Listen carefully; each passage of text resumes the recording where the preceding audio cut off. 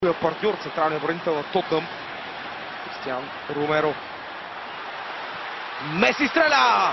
Покрай гредата минава тази топка, изритана от Лионел Меси. Два пъти излезе сам срещу вратаря.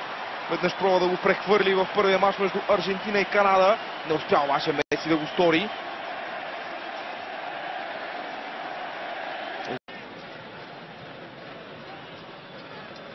Родриго де Пол.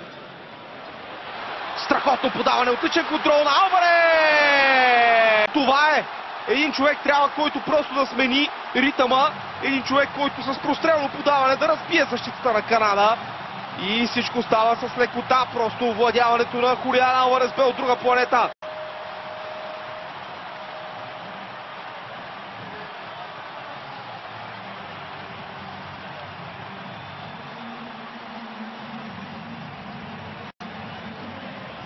Забележете паса на Родриго де Пол.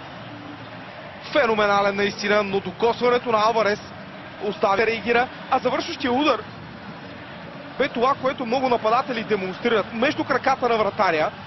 Всички се чудят защо не се стреля другаде, ами защото там вратарите са най-уязвими и Крепол го доказа в този момент.